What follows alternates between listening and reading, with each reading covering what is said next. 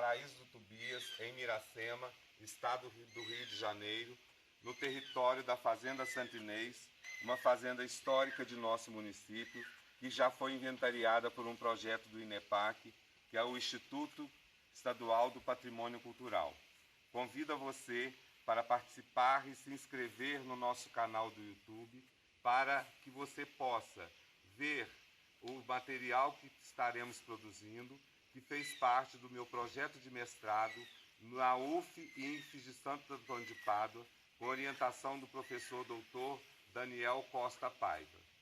Siga-nos no YouTube, se inscreva e fique por dentro das culturas, do patrimônio cultural, dos bens preservados e da educação patrimonial.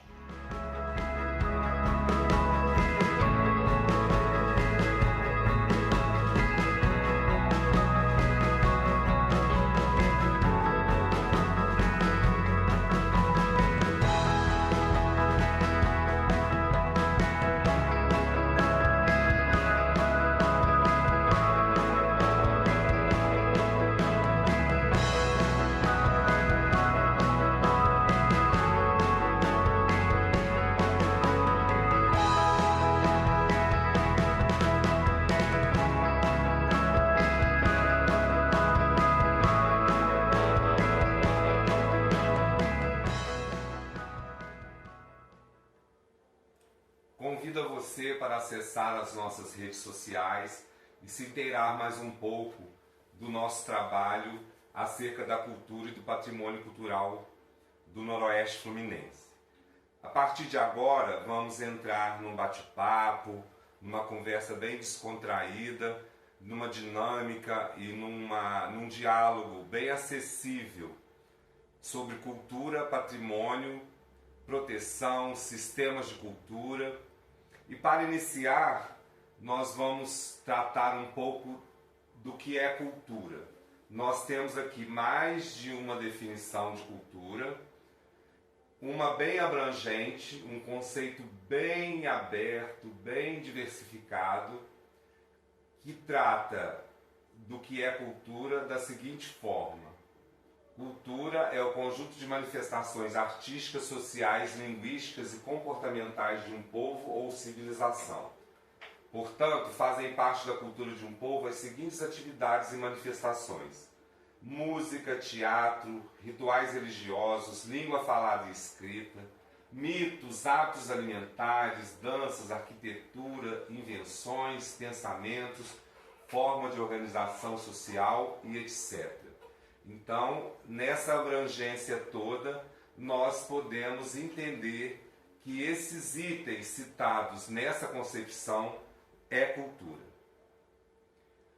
Temos aí uma definição mais específica sobre cultura afro-brasileira, que é o resultado do desenvolvimento da cultura africana no Brasil, incluindo as influências recebidas das culturas portuguesa e indígena.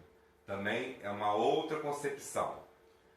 Na vida acadêmica, nas pesquisas acadêmicas, nós geralmente temos alguns teóricos ou alguns estudiosos que desenvolvem alguns conceitos. Então nós temos aí um conceito do Da Mata, que diz que a cultura permite traduzir melhor a diferença entre nós e os outros, e assim fazendo, resgatar a nossa humanidade do outro, a do outro em nós mesmos. A partir de agora a gente vai falar um pouco sobre a cronologia, de que forma que foi desenvolvendo e foram se tratando as questões em relação ao patrimônio cultural brasileiro. Em 1933, percebe-se que pelo conjunto arquitetônico, pelas características da cidade de Ouro Preto em Minas Gerais, ela deveria ser preservada como uma relíquia do nosso passado, que representa o passado histórico brasileiro. Depois, inicia-se a criação de inspetorias estaduais de monumentos históricos. Em Minas Gerais é criado em 26, na Bahia em 1927 e em Pernambuco em 1928. Em 36 a 37 surge o primeiro órgão de proteção e de estudo do patrimônio histórico e artístico nacional, o ISFAM. que originou a criação de inspetorias. Então nós temos aí a Lei 378 de janeiro de 37, que criou o órgão de patrimônio atrelado ao Ministério da Cultura, uma inspetoria estadual de monumentos históricos em Minas Gerais. Temos aí um flagrante do conjunto arquitetônico do Centro Histórico de Ouro Preto, da cidade de Ouro Preto, de Minas Gerais. Tivemos também, em 37, a criação do Serviço de Estatística da Educação e Cultura, que fornecia ao Instituto Brasileiro de Geografia e Estatística informações para serem publicadas em anuários estatísticos nesse período. Então é mais um órgão que é criado com a preocupação de divulgar e disseminar essas questões de proteção do patrimônio. A gente tem aí um salto, onde a retomada dessa discussão começa na década de 60, com maior intensidade a partir de 64, sobre as necessidades de implementação de programas e ações por parte do governo federal no campo da cultura, alicerçados por uma política nacional. Então, essa retomada é caracterizada por essa questão da necessidade de estabelecer uma política nacional de proteção do patrimônio. O órgão responsável pela tentativa de aprovação da política cultural foi o Conselho Federal de Cultura, que foi criado. Já em 1974, o Ministério da Educação e Cultura lançou a Política Nacional de Cultura. Então, na década de 70, era um ministério misto de Educação e Cultura, e o Ministério da Educação e Cultura lançou a primeira Política Nacional de Cultura. Em 37 a 72, nós tivemos aí o protagonismo do Lúcio Costa chefiando a divisão de estudos e tombamentos do SFAM, que também, junto de outras figuras relevantes nesse processo, foram Carlos Drummond de Andrade, Afonso Arinos de Melo Neto e Prudente de Moraes Neto e Manuel Bandeira. O período de atuação do Rodrigo de Melo Franco no SFAM, de 36 a 37, é considerado uma fase heróica do órgão, porque na época, pela direção do Rodrigo de Melo Franco, foram desenvolvidas várias ações, atividades e legislações de proteção do patrimônio cultural brasileiro. Aí nós temos um outro salto para 1994, quando é criada a Inspetoria dos Monumentos Nacionais no Museu Histórico Nacional no Rio de Janeiro. Esse primeiro momento da política de preservação do patrimônio brasileiro orientou-se por uma concepção de política cultural, mais tarde chamada de pedra e cal, executada principalmente pelo Estatuto do Tombamento. Essa questão teve essa titulação, essa denominação, porque a preocupação inicial era se manter o patrimônio cultural edificado, protegido no Brasil. Então, é intitulado Pedra e Cal, devido a estar atribuído às edificações. Um novo salto nessas questões de proteção do patrimônio cultural brasileiro e sobre a cultura brasileira vem a partir de 2003, na gestão do Gilberto Gil, que ele identifica um esforço de colocar as questões das relações Estado e cultura na pauta do governo, na forma de políticas públicas com caráter democrático e participativo. Esse caráter democrático e participativo é um entendimento de que não só o governo deve ditar as políticas públicas, mas também deve ter a participação da sociedade civil. Então é o poder público e a sociedade civil pensando em conjunto essas políticas públicas de cultura que vai à proteção do patrimônio. Aí em 2004 o Ministério da Cultura firmou um novo convênio com o IBGE para que a gente pudesse ter índices e estatísticas acerca dessa construção da cultura e das políticas públicas de cultura no Brasil. A partir de 2005, Já o Ministério Específico da Cultura, que não é mais Ministério da Educação e Cultura, é o Ministério da Cultura, iniciou a construção de um Plano Nacional de Cultura. Nesse plano, ele prevê a criação do Sistema Nacional de Cultura e do Sistema Nacional de Informações Culturais, com essa contribuição aí do IBGE. Então, a partir de agora, a gente vai falar um pouco sobre sistemas de cultura. O sistema de cultura é a lei que rege as normativas, é a lei número 12.343, de 2 de dezembro de 2010. Então tem todo esse processo de construção do poder público com a sociedade civil nesse período de 2005 até 2010. Aí a lei nacional, ela define que deveriam ser criados as leis estaduais, como também as leis municipais. Então, entre 2010 e 2015, nós temos também já um outro tempo, um outro período para a construção do Sistema Estadual de Cultura do Estado do Rio de Janeiro. Sistema de cultura, a gente geralmente diz que é CPF da cultura, porque o sistema ele consta de sua tramitação, da legislação, as ações do Conselho Estadual de Políticas Culturais, que é um grupo de pessoas de paritário da sociedade civil com o poder público que pensam as diretrizes e as políticas de cultura. A partir daí é criado um plano estadual de cultura, que são as diretrizes, e também um fundo estadual de cultura, que é aonde vai tramitar, através de uma legislação, todo o dinheiro movimentado pela cultura e pela economia criativa. Eu tive o prazer de participar desse processo como membro titular do Noroeste Fluminense no Conselho Estadual de Políticas Culturais.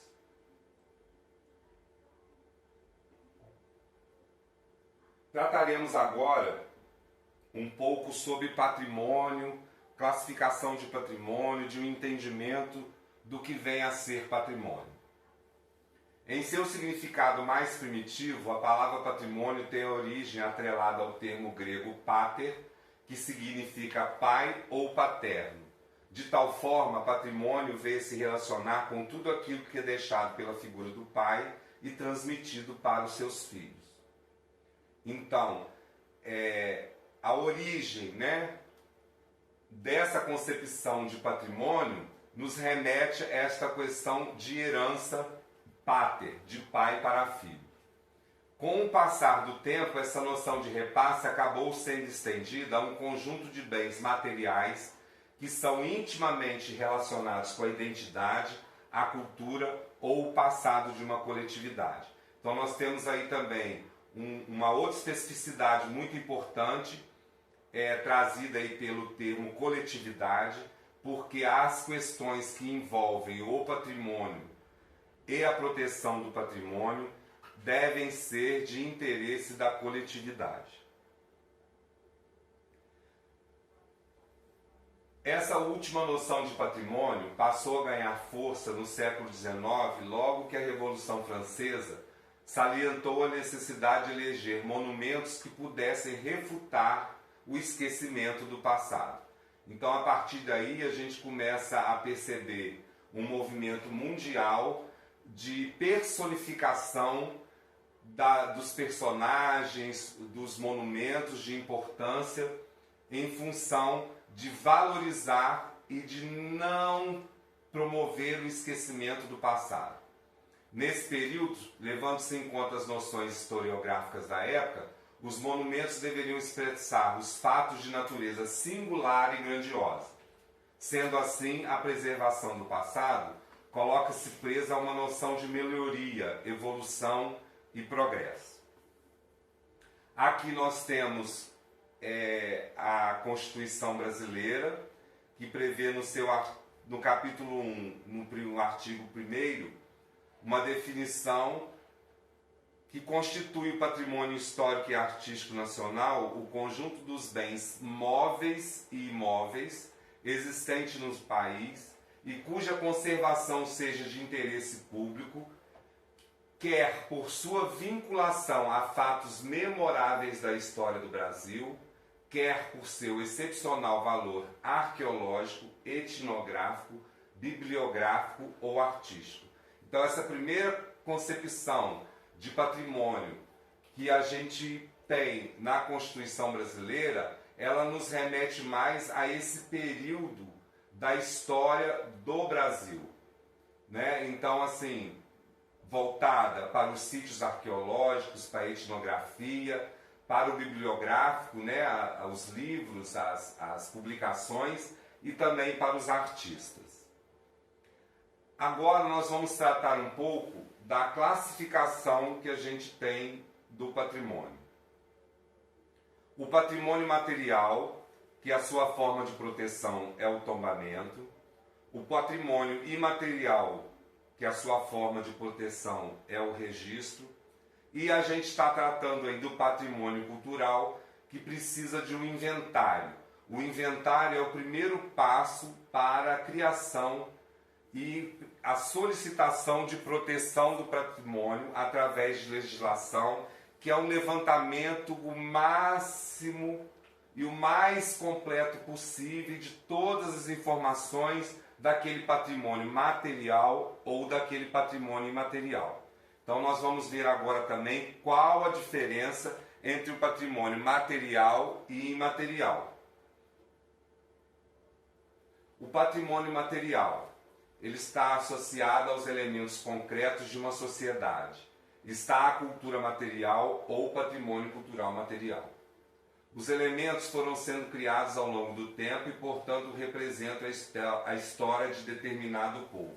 Então, a própria palavra material nos remete à matéria, né? Aquilo que é concreto, que a gente pode perceber, pode tocar.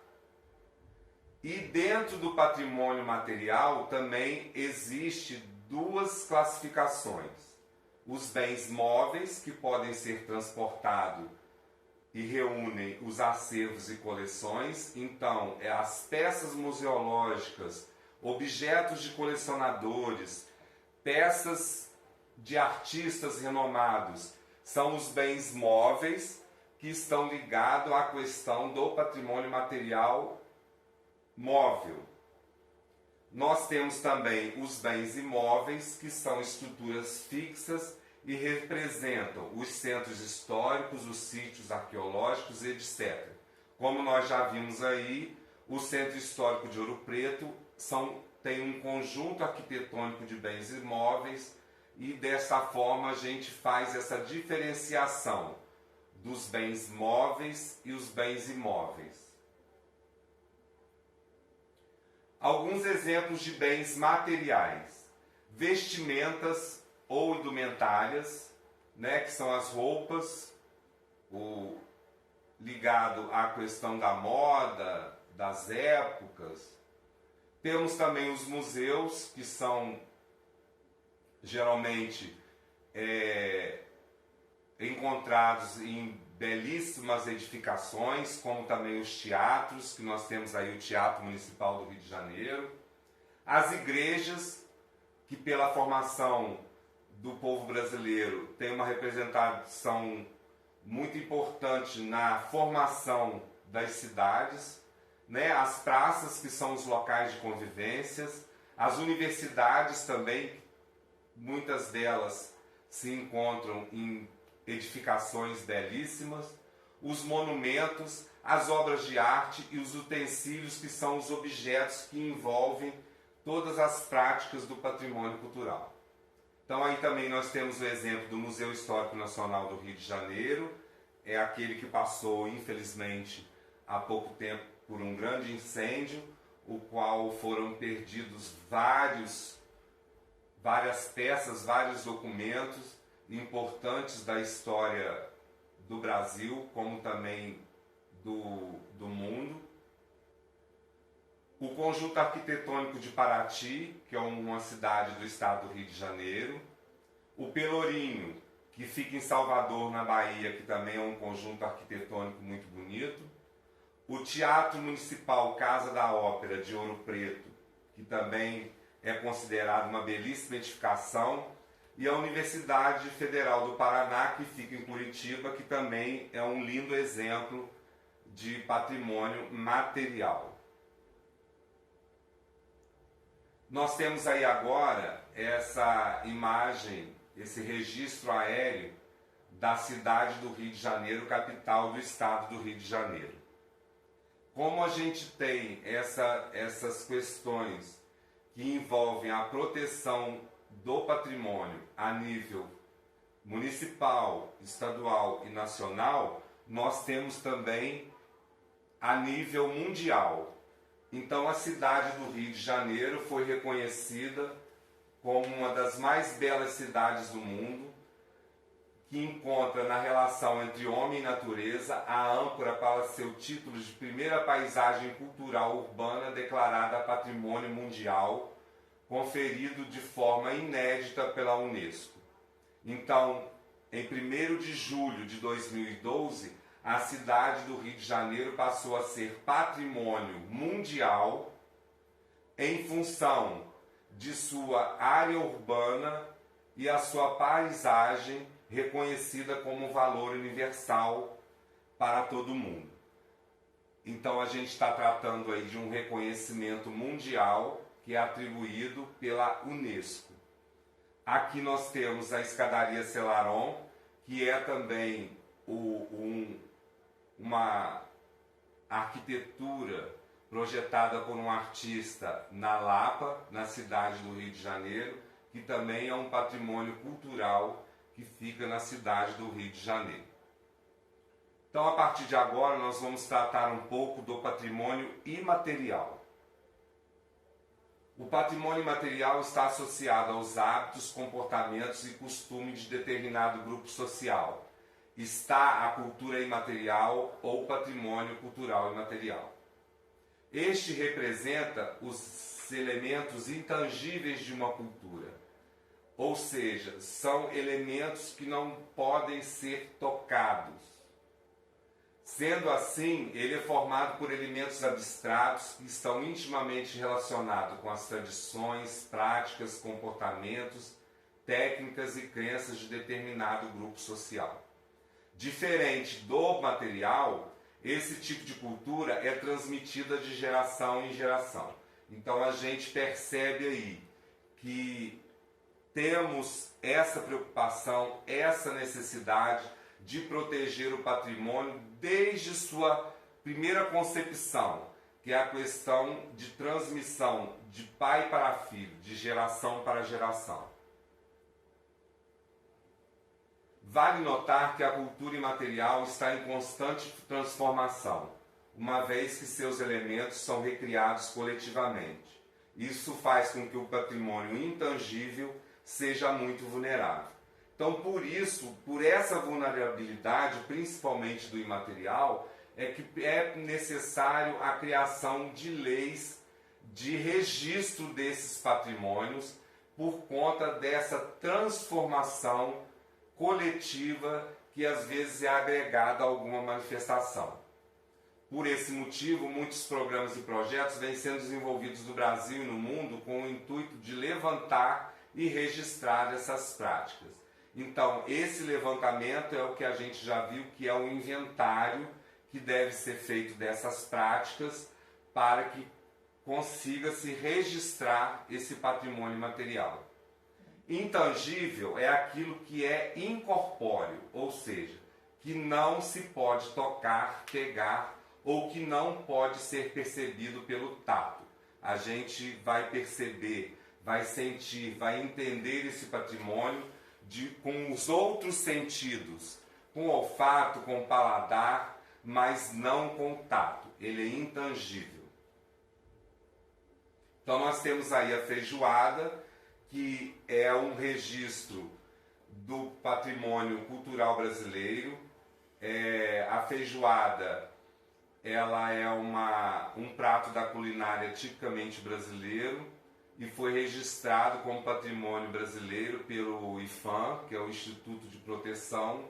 Então, a receita, a forma de fazer e os saberes que envolvem a feijoada, de como se fazer a feijoada, os temperos, os elementos que compõem a feijoada, é que é um patrimônio cultural brasileiro. Nós vamos ver aqui também alguns outros exemplos de bens imateriais, que são as danças, as músicas, a literatura, a linguagem, a culinária ou gastronomia, rituais, festas, feiras, lendas. Nós citamos aí também a roda de capoeira, né, que é patrimônio cultural brasileiro, o Círio de Nazaré, que é realizado na cidade de Belém, no Pará, o Carnaval, que tem um destaque maior para a cidade do Rio de Janeiro, o próprio samba, que é um bem material, o samba de roda, que é uma outra vertente do samba, e o frevo, que é tipicamente nordestino, né, que envolve todas essas questões de dança, música, de linguagem, dos rituais, e que fazem parte dessa coleção de bens imateriais brasileiros. Nós vamos agora apresentar alguns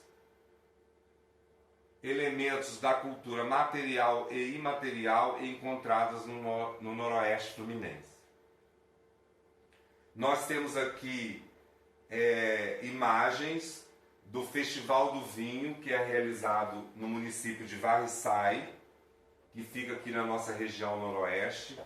Durante este evento acontecem várias ações e atividades, aonde os descendentes dos colonizadores italianos realizam um desfile, despertando e chamando atenção para a origem de suas famílias, a tradição italiana dentro da cidade.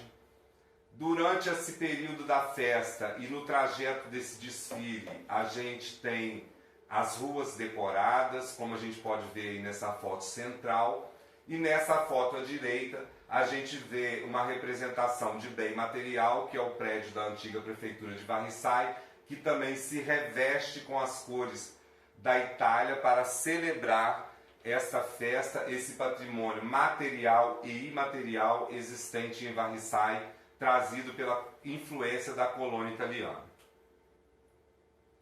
Nós temos aqui também à nossa esquerda a foto da Aparecida Ratinho, que foi mestre do jongo Caxambu de Miracema durante muitos anos, uma pessoa de extremo conhecimento das ervas, dos tratamentos feitos através das ervas. Ela era parteira, ela foi durante muitos anos que transmitiu para a sua geração e para toda a comunidade de Miracema a tradição do jongo do Caxambu. No meio nós temos também um evento muito tradicional aqui na região, uma foto de um encontro de folias em Miracema, que acontece um desfile com todas as folias que vêm da região ou até de outro estado, de outros municípios, de outras regiões, e é realizado um desfile na avenida principal de Miracema. E aqui à nossa direita nós temos também um evento que é realizado pelo IFE de Santo Antônio de Pádua, que é a entrega das bandeiras, que também é um ritual muito conhecido e que faz parte da tradição das folias de reis, que foram criadas desde o tempo medieval para proclamar, para divulgar o nascimento de Jesus Cristo.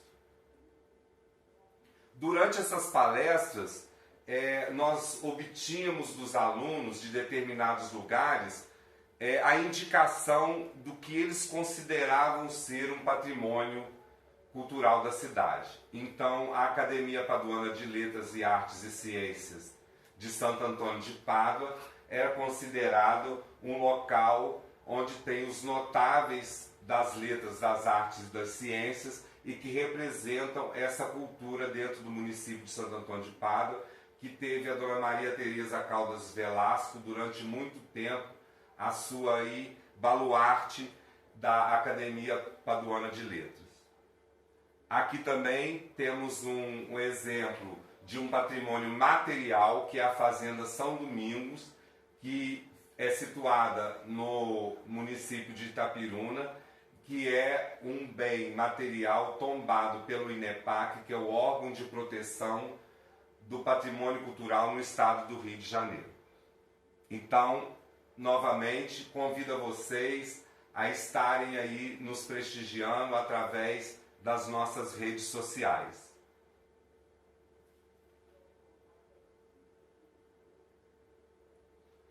Durante o desenvolvimento do meu projeto de mestrado no UF de Santo Antônio de Pádua, através do grupo TEC, orientado pelo professor Daniel Paiva, nós realizávamos este bate-papo, este entendimento, na tentativa de captar mais pessoas para que a gente pudesse colher o maior número de informações. Então a gente intencionava o registro de manifestações culturais dos agentes culturais e dos artistas, principalmente os que fazem a transmissão da manifestação cultural através da oralidade, da escuta, e também pretendíamos vários registros audiovisuais para que a gente não perca aí no tempo as manifestações culturais encontradas no Noroeste. Também existe a pretensão deste mapeamento dos atores e ativos culturais do Noroeste Fluminense.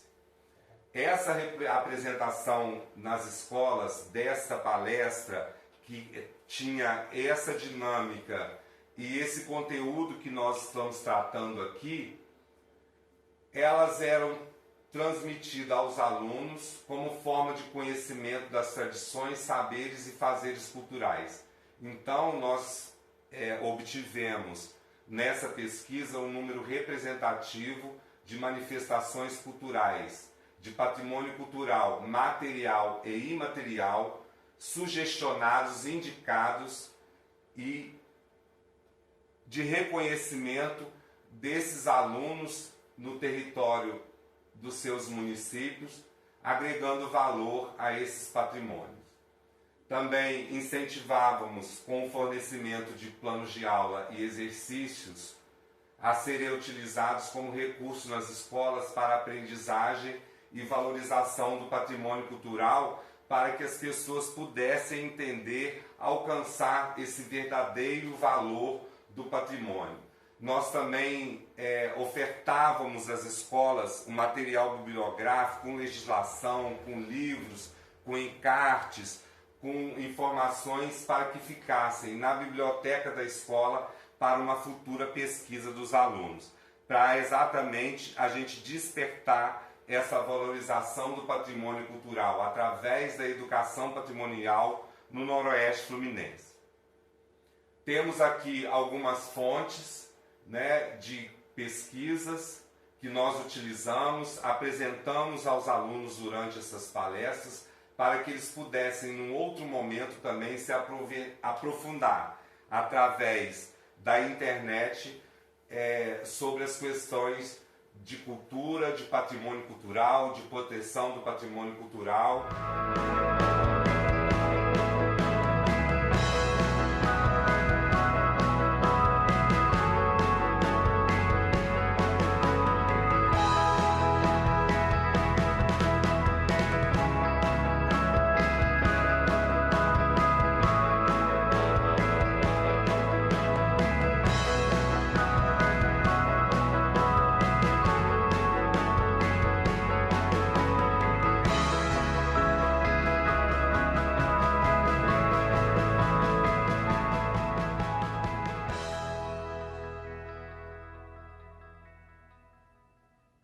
Daqui da Capela de Santana e São Joaquim, em Venda das Flores, distrito de Miracema, me despeço de vocês até a próxima live, próximo a esse patrimônio tombado como Patrimônio Cultural Fluminense pelo INEPAC, e estaremos com outras lives tratando do nosso patrimônio e da educação patrimonial através do meu canal no YouTube.